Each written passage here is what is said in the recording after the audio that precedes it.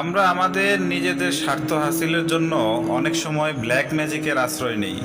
যেমন বশীকরণ করি, দুইজন ব্যক্তির মাঝখানে বিচ্ছেদের জন্য তাবিজ করি, কিংবা বান মারি যেন সে মারা যায় অথবা অসুস্থ হয়ে থাকে। আমরা সাময়িক সুখের জন্য মানুষের ক্ষতি করে থাকি, আমরা না করলেও কোনো কবিরাজ দিয়ে করাই, একই কথা। কারণ একজন মুসলমান হিসেবে জন্মগ্রহণ করার পরে অনেকেই কবরে কাফির হিসেবে যাবে, তাদের মধ্যে জাদুকররা অন্যতম, এবং যারা জাদু করায় তারাও তাদের মধ্যেই সামিল থাকবে। ব্ল্যাক ম্যাজিকের মাধ্যমে কারো ভালো কোনো কিছু করা, সেটাও কুফরি।